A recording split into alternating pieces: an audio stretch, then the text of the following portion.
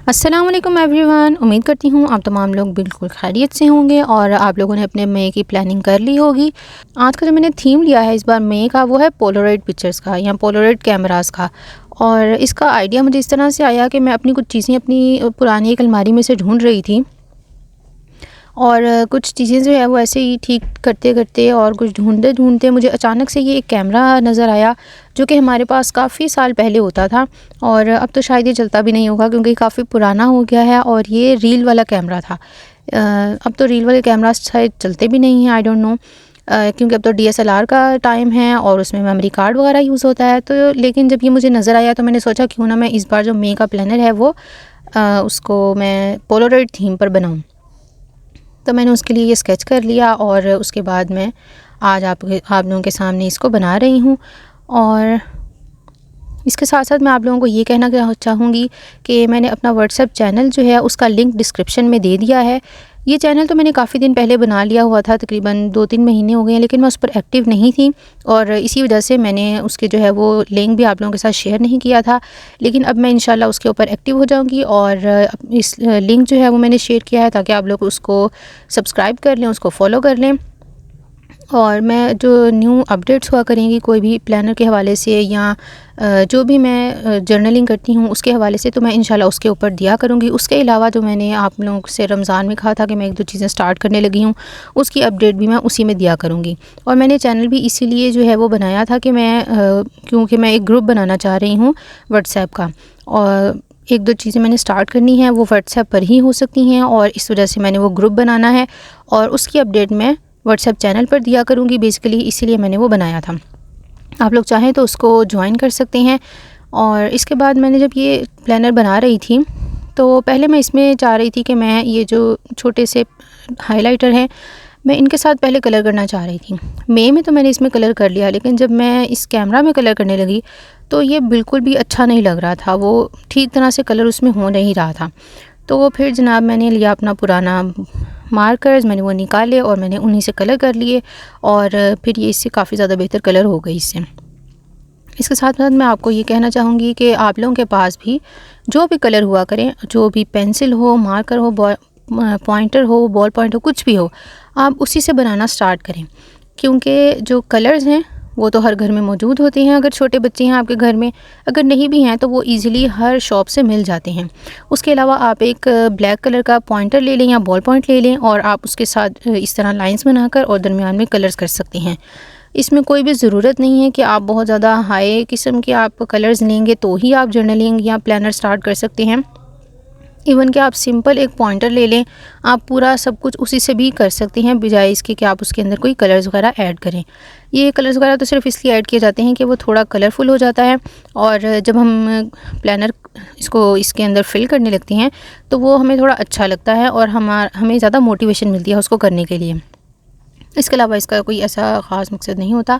तो इसलिए आपके पास जो चीज़ें हैं आप उन्हीं से स्टार्ट करें, लेकिन स्टार्ट ज़रूर करें। जब आप एक बार स्टार्ट कर लेंगे तो उसके बाद जो है वो आप लोगों का ख़ुद ही दिल करेगा कि आप ये करें, आपको इसके फ़ायदे इतने मिलेंगे।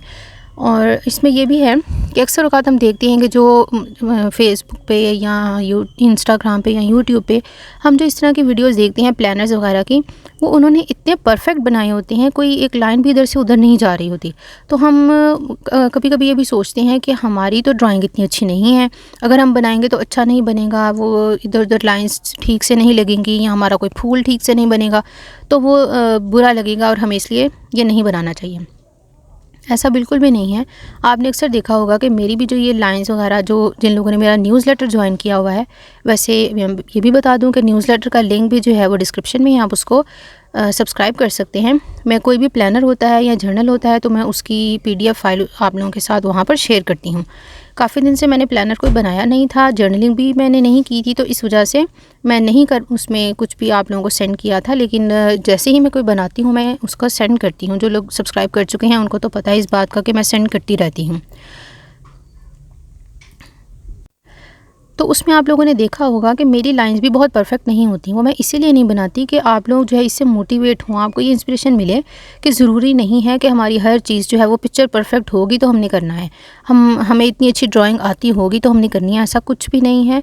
आपको जिस तरह से आती है आप उस तरह से करें, क्योंकि इसका मेन मकसद ये भी प्लानर बनाने का ये होता है कि हम अपनी जो लाइफ है उसको हम ऑर्गेनाइज़ करें, या हमारा जो काम है हम देखें कि रोज़ का हमने क्या काम करना है, कौन सा काम ज़रूरी है, कौन सा नहीं ज़रूरी, और जो बेसिक चीज़ें हैं जैसे कि नमाज है, कुरान है, हम उसको कर पा रहे हैं या नहीं।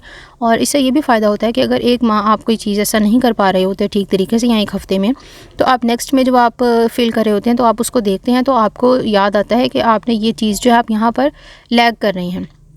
तो फिर आप सोचते हैं कि हम किस तरीके से जो है अपनी इस चीज़ को ओवरकम कर सकते हैं। और इसके अलावा मैं आप लोगों को ये भी कहना चाहूँगी कि आप लोग जब मेरे प्लानर्स देखते हैं और उसके बाद आप लोग बनाते हैं, चाहे आप सेम थीम लेकर बनाएं या आप किसी भी और थीम से बनाएं, आप वो लोग मेरे साथ शेयर ज़रूर किया कीजिए ताकि मुझे देखकर खुशी होगी कि मैं किसी के काम आई हूँ या मेरी वजह से किसी को इंस्पिरेशन मिली है कि हाँ हम भी ये कर सकते हैं और हमें ये करना चाहिए।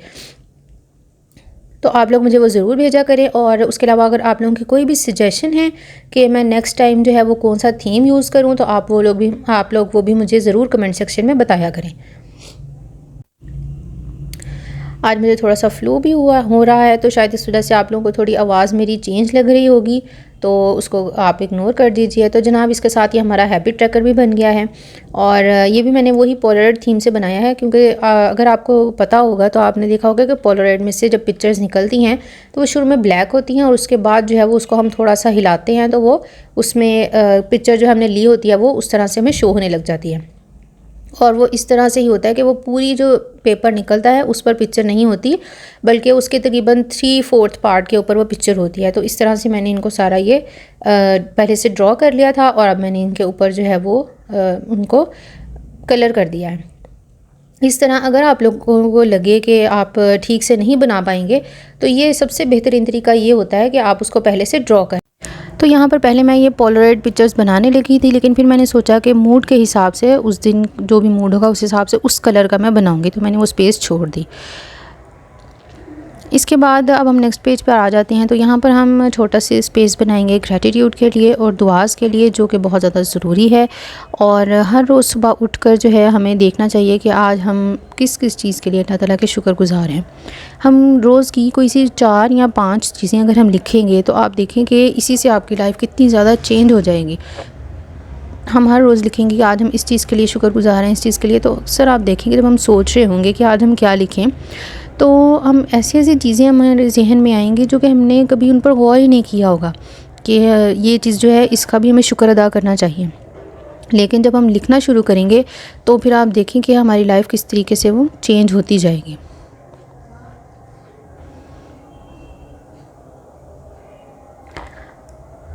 तो अब जनाब हम आ गए हैं अपने लास्ट पेज पर, और यहाँ पर जो है मैंने एक छोटी सी दुआ का जो है छोटी सी आयत है उसका मैंने यहाँ पर इंग्लिश में उसका ट्रांसलेशन लिखी है, और वो सिर्फ़ इसलिए कि ये हमारा लास्ट पेज है और हमें इसके थोड़ी सी हमें इंस्पिरेशन भी मिलेगी जब हम इसको रोज़ देखेंगे। और लास्ट पेज है तो हम उसको इस तरीके से थोड़ा सा डेकोरेट भी कर सकते हैं।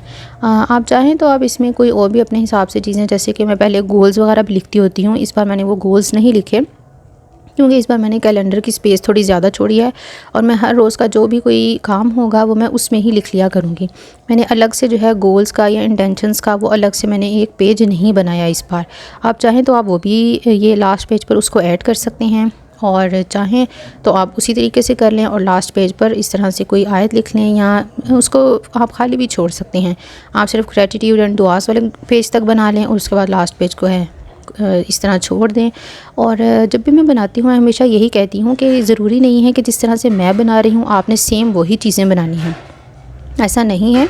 आपको जिस तरह से इजी लगे और जो चीज़ें आपको लगता है कि आपके रोज़मर्रा काम में ज़रूरी आती हैं या ज़रूरी आपने करनी है, आप वो लिखें। जैसे टू डू लिस्ट आप बना सकते हैं अपनी इसमें, कि आप रोज़ का जो छोटा सा पार्ट बनाएं जिसमें आप लिखें कि आज आपने क्या क्या काम करने हैं, और इस तरह से आप जिस तरह से चाहें आप उसमें लिख सकते हैं। जो आपके काम आए आप वो चीज़ें इसमें ऐड कर सकते हैं। उम्मीद करती हूँ कि आपको आज का ये प्लानर जो है वो अच्छा लगा होगा, और अगर आपको ये पसंद आए तो आप इसको लाइक कर दीजिए और दूसरों के साथ शेयर कर दीजिए, और उसके अलावा जो आप बनाएंगे अपने प्लानर्स वो आप मेरे साथ शेयर भी ज़रूर कीजिए। अल्लाह हाफ़िज़।